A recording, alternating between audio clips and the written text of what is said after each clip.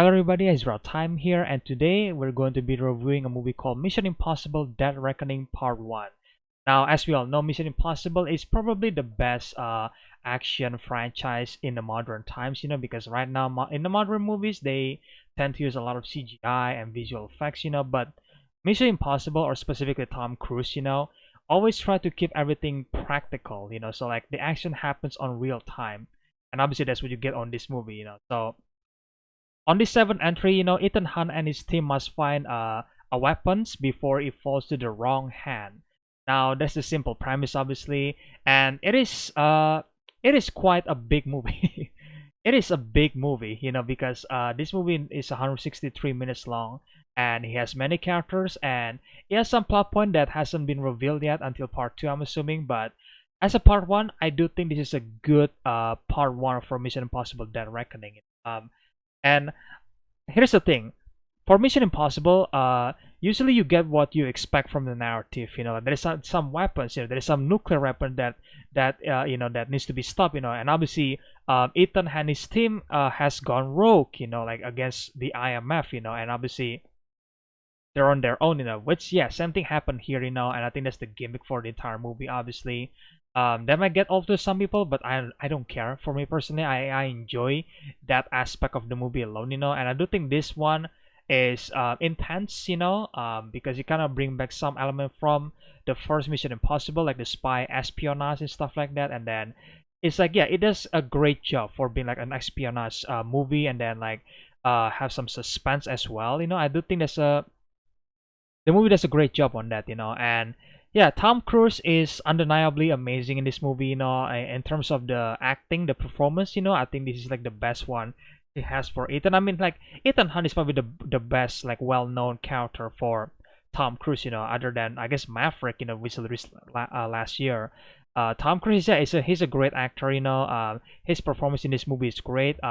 But of course the action is great, but we're gonna talk about that later. So we gotta talk about the performance first, obviously. So we got Ving Rhames obviously as Luther, and then Simon Pegg as Benji, and then Rebecca Ferguson, Vanessa Kirby, and yeah, everybody here is great. Like, oh, of course the newcomer Haley Atwell, which is amazing, new addition to the franchise as well. And they brought back Henry Cerny, I think. I don't know how to pronounce his last name, but Henry is basically the uh an actor from the first movie. He plays the IMF secretary, I think, or like leader in the first movie, and now he's back here as a CIA director or like secretary. And yeah, of course, that because they bring him back, they also bring back some of the Brian De Palma shot from the first Mission Impossible movie, especially in the aquarium scene, where Ethan Hunt and then Kid Rich basically talk in the restaurant, I think, and then Brian De Palma is using like a Dutch angle, I think, for the camera, right? For like, it was supposed to be intense, right?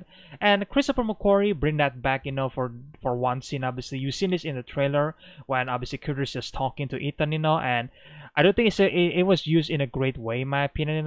It's not just like a callback, but I feel like like this entire movie looks good, man. To the point that even if you just like focusing on a character face, it just looks good, man. It looks gorgeous, and I love it so much. Even this again, it's just a character talking, but I love it so much. But of course, it's Mission Impossible, so we gotta talk about the action. And also, oh, one more thing, S.I. Morales, who plays the villain. I think he does a good job, and also Palm Clementif, I think, or Clementieff, who plays as an assassin in this movie. She doesn't have much line, but she feels pretty menacing, and then you can feel the presence as well. And yeah, it's a great addition villain to the franchise. And I think S.I. Morales villain Gabriel is a good villain. I don't think anything like it's not gonna defeat Mission Impossible 3 villain played by Philip Seymour Hoffman. I think that's still the best villain in a Mission Impossible franchise. But this one is not bad. It was effective. And I mean the last one we got Henry Cavill, and it was good.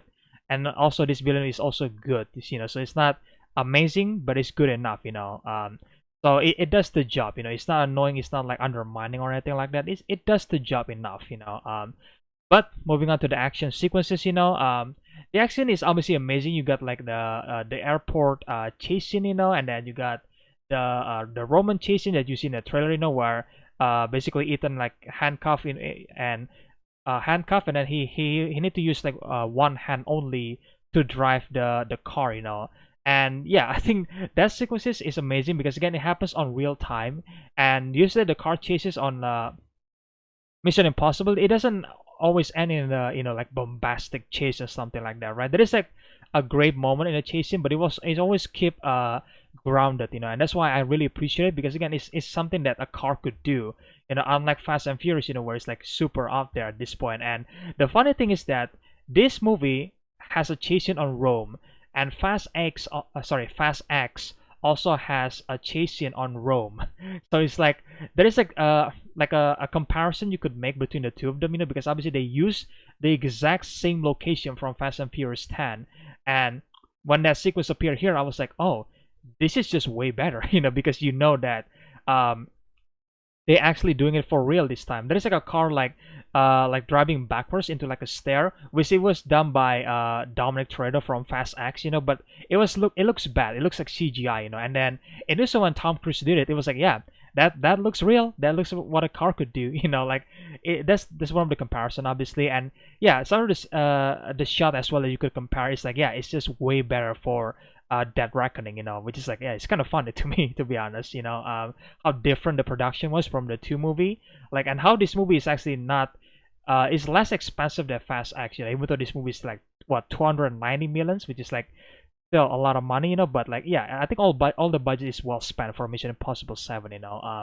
and obviously we got the club scene that kind of remind me of John Wick, in a way, because obviously it's a club scene and there's a fight scene there. There is Tom Cruise running, and then obviously there is a train scene that we all saw in the trailer. It's also like a callback to the first Mission Impossible movie, except this time is way more practical in a way. And yeah, it's just amazing they actually built the entire train and then try to like fill in, like decorate them like in the most detailed way possible, and then obviously when you see the sequence happening, like, yeah, it's great, and again, the action is probably not like super big and CGI, and kind of like sometimes it does, but for the most part they keep it pretty grounded, it's just like Ethan versus one guy and then that's it, but it was exciting enough, the way the scene was paced, but there is also a problem that we're gonna get into that later. And speaking of John Wick movie that I made a comparison for, John Wick 4 obviously was released like last March, and the way this movie was paced, especially with the action sequences, is kind of reminding me of John Wick in a way, like there is a scene in the desert, where you see on the trailer as well,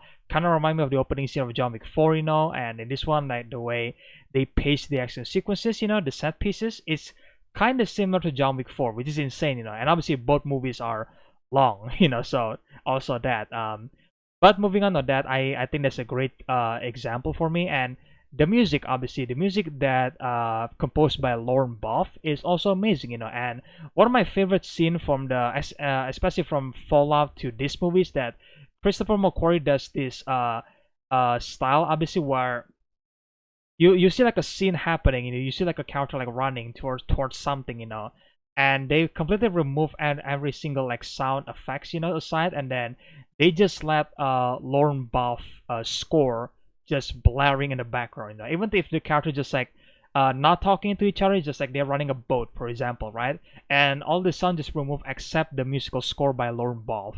And I think it's a great choice, because like it really keeps you in the scene because the music is great, so even though that in the scene itself there is nothing big happening, it's just a character riding a boat, and not talking to each other, that's it, but you hear the musical score in the background. I was like, damn, like I was into the scene, because it was a great score, and I'm really hoping that they also bring that back for part 2, where like there's a small moments, between the character that that they're basically like a silent moment, but you just let a music play in the background. I think I love that so much because the music is great. So yeah, God, it's just, again, I don't think people really care about that, but I really love that kind of style for the Mission Impossible, especially the recent one. Where you just let the music play and speak for itself. And not exactly the scene. I don't think it's a great choice in my opinion, at least.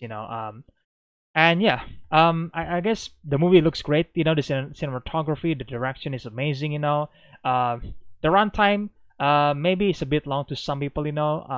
Because it's like over nearly 3 hours long. But besides the positive stuff, there is a negative stuff that I need to talk about. Is obviously, I would say this movie is not as good as Fallout in my opinion, because when I first watched Fallout, that you remember the moments, you remember the action sequences, and in this one, he has so many stunts, like especially like Tom Cruise jumping off the mountain. But even then, it was like it's kind of ruined by the pacing of the scene, especially in the train one, where it's like, yeah, the scene sometimes the scene was paced well, but I feel like when we are actually leading up to the moment where there is like the biggest stunt in cinema history, right? They promote that a lot, on the trailer, and then there's a behind the scene one. And then when you actually see in the movie, I was like, yeah, it's still impressive, because it was done in real time. But I feel like because the editing and then because the pacing, it kind of like ruined the moments for me, because like the stunt is coming, like it's like Tom Cruise is like riding a bike and eventually he's gonna jump off the cliff, that's gonna happen, but like they always cut back to the train, and they cut back so many times to the point that you kind of forget that Tom Cruise was actually on the bike, and try to catch the train, so it's like okay, I kind of wish that they actually paced that a bit better, where we could actually focus on Tom Cruise riding a bike, and just focusing on him riding a bike to the mountain and then eventually does the jump. I feel like that's a much better way to pace the movie, because the stunt is coming, so you really need to build that, because in this one there is no build up to the scene at all, and they kind of did that, but it's just like a tiny bit, and even though the scene is still amazing, it was short, because if you see in the trailer, it was like, oh, that's kind of like a short scene, right? But in the movie, it's like, yeah, it's pretty short. You probably see a little bit of extended scene, obviously from the stun, but I feel like that's it. I was like, man, like that kind of sucks, man. Because like, the crew works really hard. Tom Cruise is working really hard to perform that stun, but the problem is that again, the pacing, the editing, it kind of ruins the building up moments for that stun, and even though the stun itself is amazing, it's like, yeah, you can really appreciate that, because at least in the movie, because the pacing is awful in my opinion, because they keep cutting back and forth between two scenes. I was like, man, just focus on the stun, please. Like let's build that up, and then they didn't do that. So yeah, what can you do? Right? And obviously it's because it was part one. There is some flashback they actually introduced in this movie that goes nowhere because it's just part one. So keep in mind there's gonna be some plot point that obviously was put here, but it's not exactly explore, So it was like, oh, like obviously they're gonna save that for part two, And that sometimes become a problem if you actually split the movie into two parts. Part one could be a really hit or miss, because like the movie is gonna end on a cliffhanger, right? But I would say for part one, it does end on a not exactly on cliffhanger. Like of course the mission still continues for part two, but it wrapped itself pretty nicely, So it's like you still hype for the second one, but it's not exactly like, oh my god, what's gonna happen on the second one? Like you don't really get that urgency to watch the second one. I mean, when it's coming out, we're gonna watch it. But it's like, yeah, it doesn't have that urgency. But I do think that's a positive thing in my opinion, because not every movie does that well enough. Where we make like a back-to-back movie. Like Infinity War is like the best one that actually have ended on cliffhanger. That I was like, man, I cannot wait to watch Endgame. Like Avengers 4, and then you got Fast and Furious 10, which just has a terrible ending because you just like end immediately.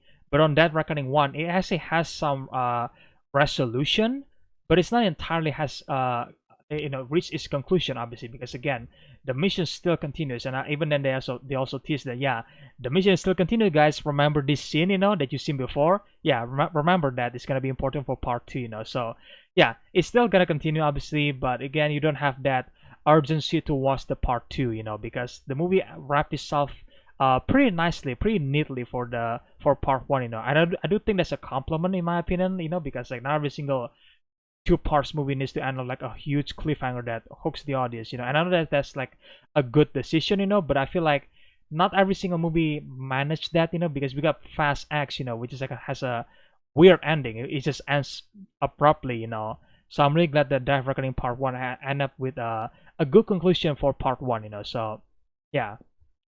But overall, I do think this movie is not as good as Fallout. I think Fallout is still the best Mission Impossible movie.